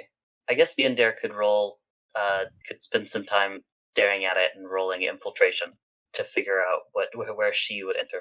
I mean, like, literally just driving up there. Are we driving through the main road? Are we going off-road? We're not going to drive up the main road. I think we're probably going to want to hoof it, like stop somewhere. The main road we've already established is a bad idea because it's basically just driving across open ground. You're going to get spotted if you go across the main. We would want to drive some ways off-road, closer to it, hoof up to it, and enter. You also have drones now. Don't forget that you have drones. I'm just curious where security might be lightest here. I'm sure they have like roughly full coverage with cameras and whatnot. If I'm not already in the vehicle with Diendre, going to correct that issue, I try to re-chime in again and maybe lend some suggestion on how they might be. No, you and Dinder are already on your way. Then I'll say it to you, but you won't be able to respond back in any language that I understand. Dinder is going to make another call while on the way to the street dock. Okay. She's going to call her good friend Brown Dog. Oh boy. All right. Brown Dog answers immediately. Dinder is going to attempt to start talking to Sprouthiel. I can't. What's going on? I can't understand. She switches to Japanese. I speak some Japanese, yes. Dinder is like, I need a favor. I need you to break in to my apartment and get my go bag, or send someone to do it. I'll pay. I don't understand. I'm not in my apartment, and I need items out of it, and I can't go back. All right, yes, I can do that. Have you, did you have a chance to talk to Prokop about me? Yes, I did actually. Oh, good. Awesome. You're a good chummer. Definitely. I'll help you out with this. Just send me the address and the code. Okay, sounds good. Where do you want me to drop it off, or where do you want me to meet you? How fast can you get it done? It's with this curfew in Auburn right now. You know how it is. It's it's going to be a little challenging, but I should be able to. I should be able to get it in about 30 minutes. And you're not in Auburn, right? Nope. Okay, so what if we meet over in Renton? Yeah, that would probably be the easiest. Can you meet me in Renton? Not really. Maybe eventually, but not in 30 minutes. Okay. Well, tell you what. Let me go get the stuff, and I'll get back to you. Okay? I'll drop you a pen where we can meet once you've got it. How's that? Yeah. Okay, that sounds good. Yeah. All right. I'll get back in touch with you. Sounds good. Thank you. All right. So you guys get to the pin where the street dock is, and it's a sort of a low-slung building. It's illuminated with a bunch of lights. There are some vehicles parked in front of it, and there's a big red cross illuminated over the front door. And the sign over it says Healy's Dock. I think Diendre just gets out of the car and while telling Grim, keep the car running. If I'm longer than 15 minutes and don't contact you, come in and get me. Cecile's gonna go in with Diendre. Did Cecile get in the car with Grim and Diendre? I kind of assume she's... Why would they leave without, is my question. I thought we were just leaving just the two of us. We weren't leaving everyone else there. I thought we were just getting in and out. Oh, if Cecile didn't go, then that's fine. Yeah, I think Cecile, Boxer, and Grace are still back at the warehouse, sort of trying to figure out plans. All right, you go in, and the reception area, there's a guy sitting in a chair. There's a pool of blood under the chair, and he seems to be passed out. And the receptionist looks up when you comes in. She's a dwarven woman, and she says, yeah, we're open. What can I do for you? She says something to Sprethfield toward the dwarven woman. He looks at you, says, No Habla? She pulls out her comlink, types on the notes app of her comlink. They gave me the wrong drugs. It needs cleared out of my system. He looks at it. The dwarven woman looks at you, says, oh, yeah. Okay, yeah, you're the... We heard you were coming in. Have a seat. Doc will be right out. About 2 minutes later, Doc comes out. He's an old dwarf with a white lab coat on. He's got a stethoscope hanging around his neck, and he comes out. He looks around. And he says, "Oh, yeah, Diendre, right? I got a call about you. You're the one with the drug interaction." Oh, and he looks at the guy bleeding onto the floor in the chair next to you, and he's like, "Oh, frack, what the hell's going on over here? Susie, what the hell? What the dreck? You didn't tell me there was a guy bleeding out on the floor?" Susie looks up at him sort of nonchalant, and she said, "He never said anything. He just came in and sat down. I figured he was coming off the street, you know?" It's like, "Susie, he's bleeding on the floor." She was like, "What do you want me to do about it?" He's just like, crying out loud. "Hang on a second, Diendre." And he goes over and slaps the guy in the face a couple of times and looks at him. He's like, "Yeah, he's dead. All right, Susie, get rid of him. Diendre, follow me." Diendre gets up and follows him. He takes you in to the to a waiting room, out of the waiting room into a sort of a area with a couple of other instruments and things, and he says, "Have a seat." "So you got a drug interaction, huh?" He's looking at you, sort of peering at you. He's like, you're an elf?" She pulls up the comlink and writes Dryad. Dryad, okay. Well, let me do some sensing. You don't mind if I do some sensing, do you? No, but it may be difficult. Okay. Yeah, let me, he sort of tentatively reaches out a hand. I'm just going to put my hand on your shoulder here, okay? Diendre stays stone still. Okay, let's see what we got here. Let's see, we're going to do, yep, okay. Huh. Well, I mean, yeah, there's definitely some drugs in your system. I just can't tell which one's causing the problems. You're really weird to, that's not what I meant. Sort of holds up his hands placatingly. Do you know what it is? Well, never mind. Let me just cast a detox spell on you and see how that works, all right? It may be difficult. Well, all of a sudden You see him concentrate and mutter some words, and you feel a jolt. And he got 8 hits on his roll. Do you need to Okay. resist that? I still have to resist it. Sounds good. Flower plus intuition plus 4. 2. All right. So you feel a jolt of energy as he touches your shoulder. It's almost like he suddenly gripped you really hard on your shoulder, and boom! You feel the effects of the drugs fading from you. You definitely start to feel a lot more pain. Whatever they were masking a good bit of pain that you had been feeling from your injuries, but the effect of the toxin seems to have also vanished. And the doc sort of seems to shrug a little bit and then sigh and says, "Whew, yeah, okay, I think that worked. But man, you are hard to cast magic on, lady." I think Diendre like sits there for a second and then like spouts off an English tongue twister just all the way, and then she just leans back in a chair like, "Fine."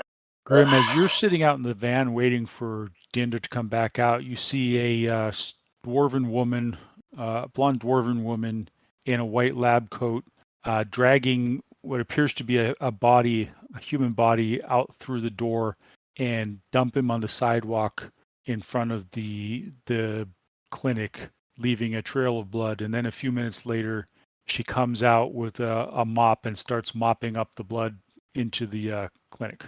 I immediately try to stream it to the rest of the group.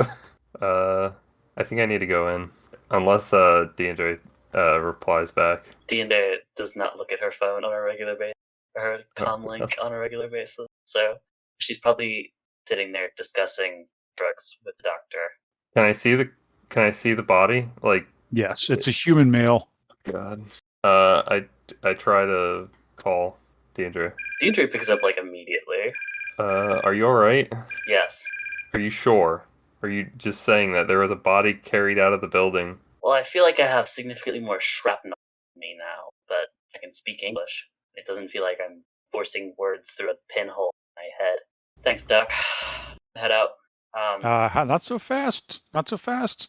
I believe there was a discussion of remuneration. Sounds good. I guess I'd put a cred chip. All right. Well, you're an interesting case. That's If you 2,000. ever need, I'll be back if I need another round. indeed, if you ever need any other help, just stop by. We're open 24/7, and I promise you, there won't always be a body in the waiting room. I don't really care if there's a body in that waiting room. All right. Well, in that You case, can patch me you're up with good. magic. That's pretty good. No one's significantly been able to do that in my before. That's. He chuckles. I didn't always used to run a street clinic. I've had other jobs, but unfortunately, I'm not eligible for those kind of positions anymore. Anyways, good luck to you, chummer. Well, I'll be back if I need help. So.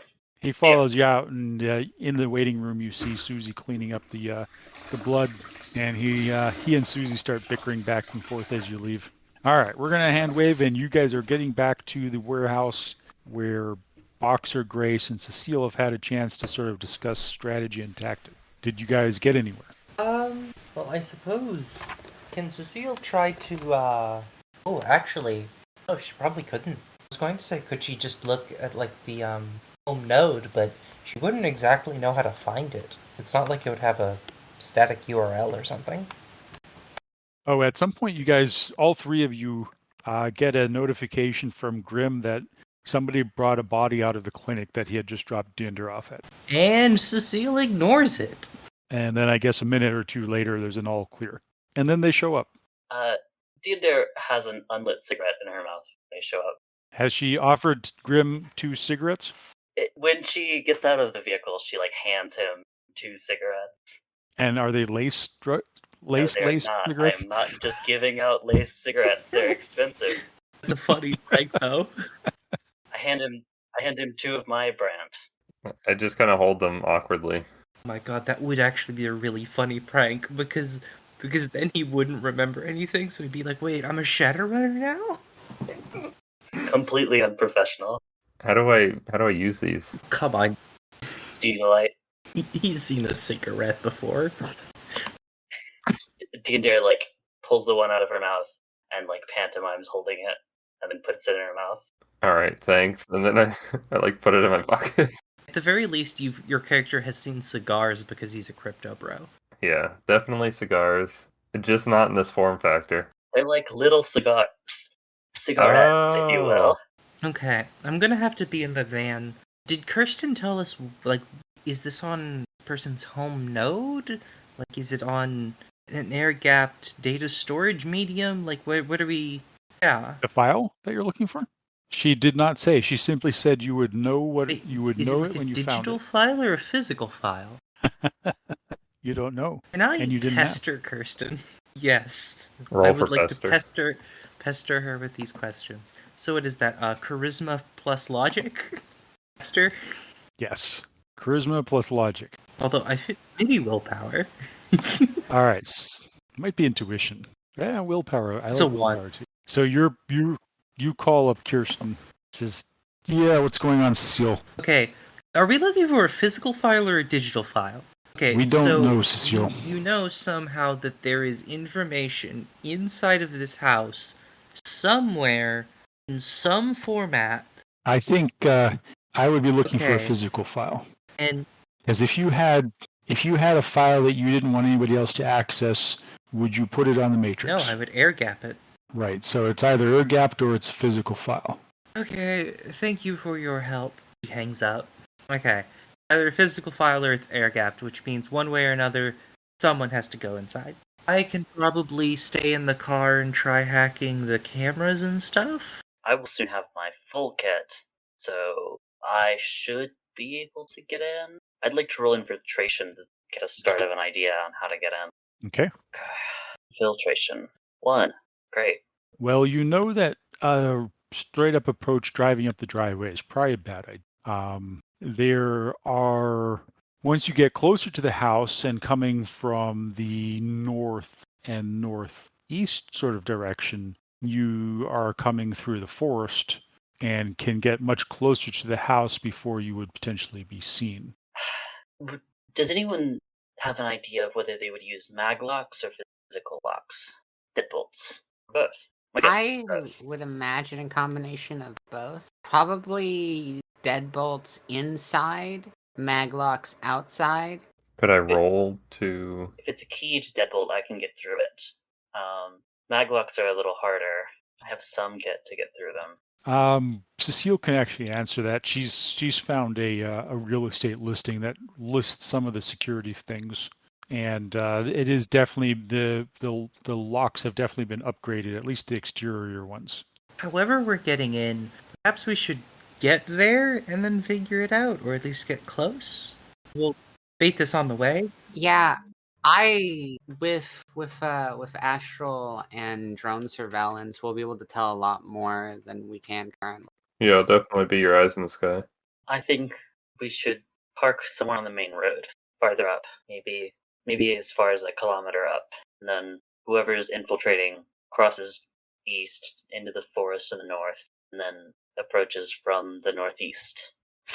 It might be easier if I scale the barn and then try to cross from the barn to the main house and through the roof, through a third floor window. Schematics might be nice. Do we have a hold of those? Like basic schematics? Yeah, I think you would have gotten something when Cecile found the real estate listing for the place. Don't really know what we're up against, do we? Not unless you go actually check Why it don't out. we do that? All right. At that point, Brown Dog calls back. Diendre picks up. Oh yeah, Dinder, I got the stuff. That's You good. said you didn't want to meet in Renton. Brenton's probably fine. Drop me a pen for somewhere you feel comfortable waiting for up to an hour. All right. Sure thing. He drops you a pin for a stuffer shack on the way. I have a stop. Thanks, Brown Dog. I'll settle up with you later. How's that? Whatever you need from me. All right, sounds good. And Dinder hangs up. My kit will be sorry. There's a stop on the way to pick up my kit, but I should get everything I need to get into this building. My biggest problem is cameras, probably. That's what I'd bet. I can handle people. I can create distractions. All right. So you guys have gotten into the van and you're headed out. Diender's flipped you over a pin for the location where she needs to pick up her go bag, Grim. And yeah, so you guys are on your way. Did you decide you were headed through downtown Seattle? Brenton to downtown to Snohomish, I think, was our decision. Not through the ritzy area, but not through the Barrens. The trip is relatively uneventful until you get to Snohomish. You're headed through downtown Seattle, which I don't know. Has Grim ever even been in downtown Seattle? I actually, as we're kind of getting closer to Snohomish, I think Diendre would say that we should stop and finish our plan before we enter Snohomish, or like we should stop and talk about how we're going to position ourselves to get in. Or we could have this person's drones scout ahead, see what's actually there. We talking about just entering Snohomish in general, or is there an issue going into Snohomish? We've got two non-norm metahuman third. The Snohomish securities aren't going to like that. Are we going to sit in the boot? Are we going to cover ourselves up with something? If they ask to inspect the vehicle, what are we going to do? Well, I have a tarp in the back. If they ask to inspect the vehicle, get dicey. Cecile just goes ahead and sits in the passenger seat of the van. To be honest, Nightingale, I think you'll be fine. That's probably a good idea. Cecile in the passenger seat will make us look good. That's a weird compliment, but okay. I think we should put the horse and Boxer in the back, cover him with a tarp. I'll sit in the boot, and I won't light a cigarette. Or I'll sit down here where you put your legs, in the back seat. Yeah, that might be good. Try not to get spotted. There's a sleeping bag.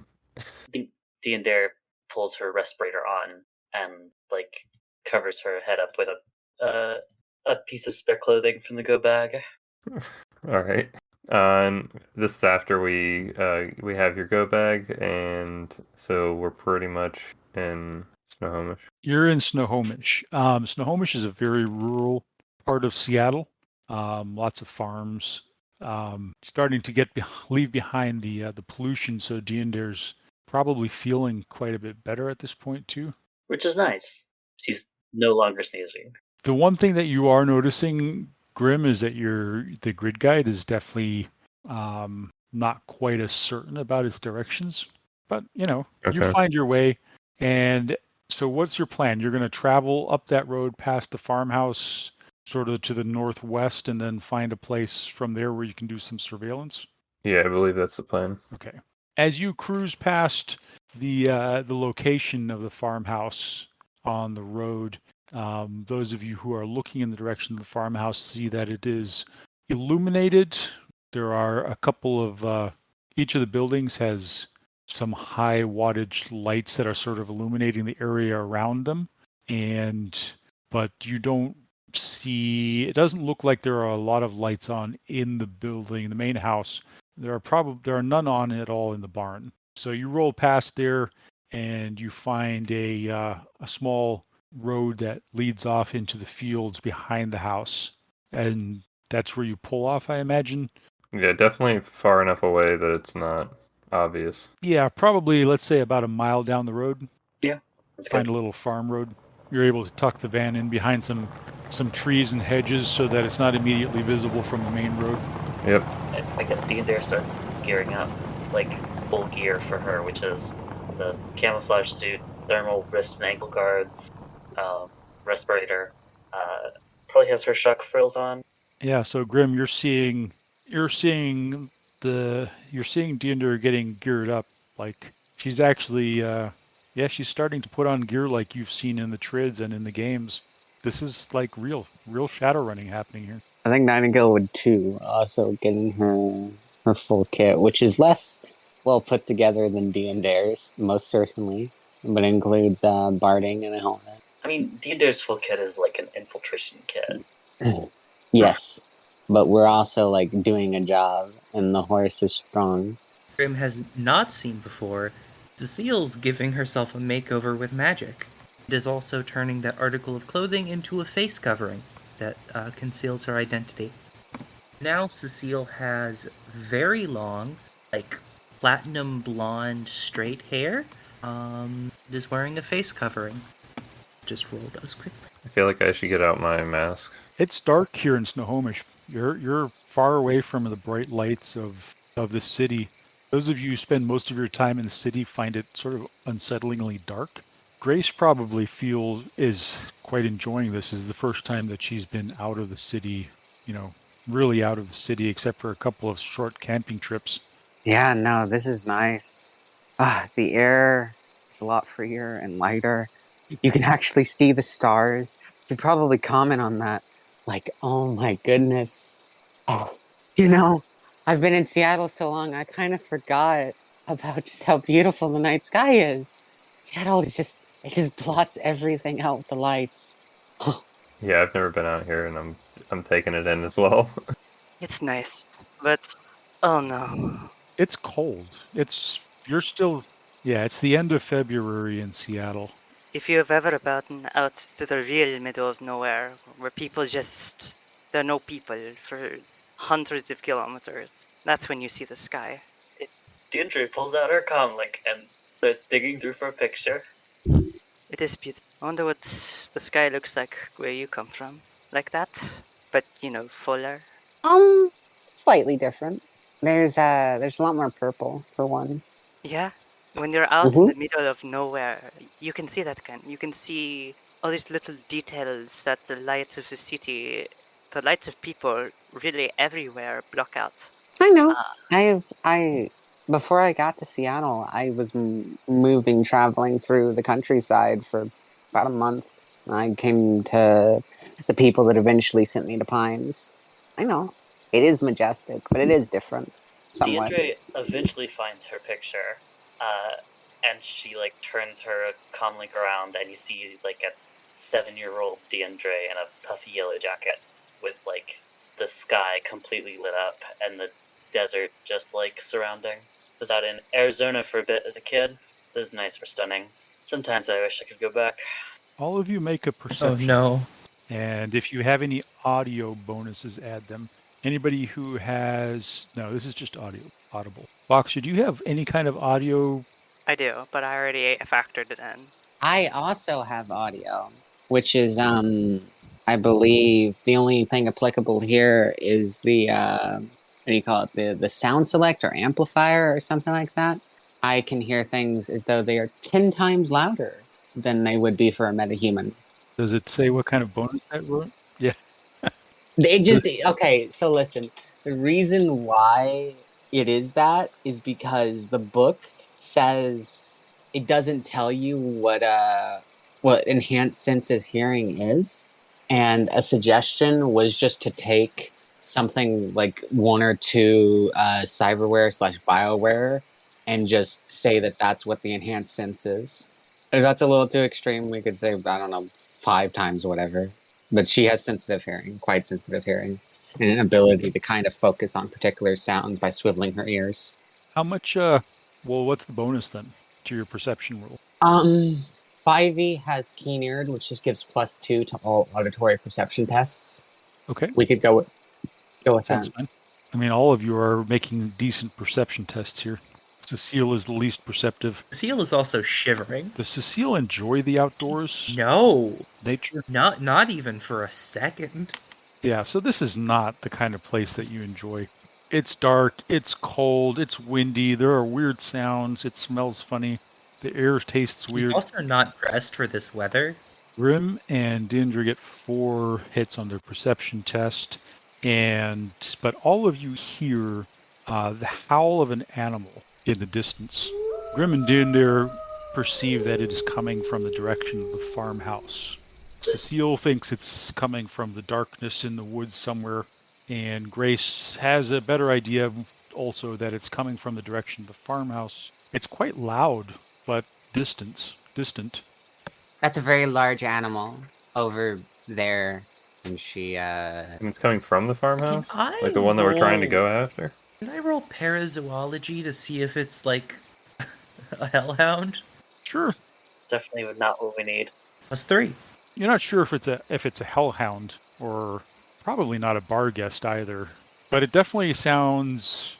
Well, Cecile should probably roll a composure test. She's too busy shivering. Yeah. wait, so is that the farmhouse that we're moving towards, or? It is the farmhouse that you are moving towards. So I can't tell that it's like parazoological animal or anything? Not a bar guest. You're not sure. Have you ever heard a hellhound or a barghest howling? Cecile has 4 in this skill, so she probably at least knows something of what it would sound like. Trying to get an idea of what the Pretty threshold high. here would be. Yeah. It's loud enough and distant enough to make you feel some concern that, like, as Grace said, it's a large animal and it sounds like a predator. You rattle off the ones in your head that could sound like that, and barghest and hellhound come to mind. You said there were kennels. You said there were As could kennels just for be a normal wolf. zoological animals. I said there were kennels or a barn. No, you did specify parazoological animals for some reason. I found that kind of For weird. some reason. For some Why reason, did I read off my For notes? some reason. I don't know why I did that. I don't know why I said I'm just, that. I'm I just wouldn't going read to too much into pretend that, that guys. we don't know that it's a bar guest.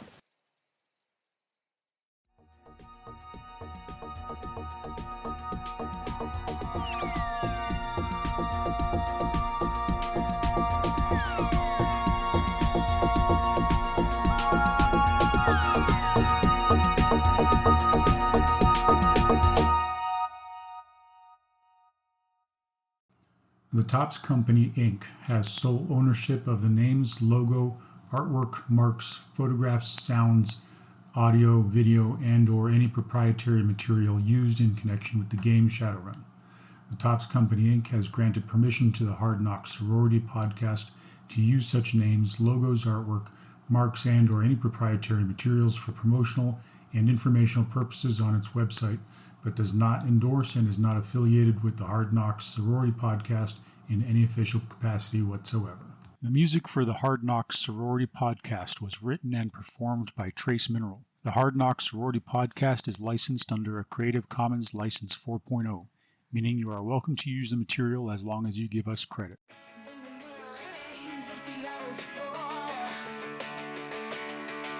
A college girl's curiosity, she started it all. The forgotten file of a dangerous game. And now Cecile's on the run, trying to clear her name. Welcome to the Hard Knocks Sorority, where tech collides with arcane sorcery, fighting for truth under neon lights. They'll rise together through endless nights. Holly the boxer with a cyber edge. Her claws cut deep, she walks the razor's ledge. Chris from Equestria, tough yet kind. Facing a world that's so unrefined. Dinner searches a path of pain. Her brother's shadow in the acid rain. Prokop's revenge of endeavor revealed. He's using Cecile as a weapon concealed. Welcome to the Hard Knocks Sorority, where tech collides with arcane sorcery, fighting for truth under neon lights. They'll rise together through endless nights. The scroll's alive, its pulse beats cold. In Auburn's hum where souls are sold. Tacoma's tied to Snohomish fields. Through danger and darkness, their fate is sealed. College girl looks for the light she knew, but the shadows were there, she see it through. A mercenary's past, never falling behind. A pony seeking the truth, a man of humanity. And now an ex-cop's quest, driving her to insanity. Welcome to the Hard Knocks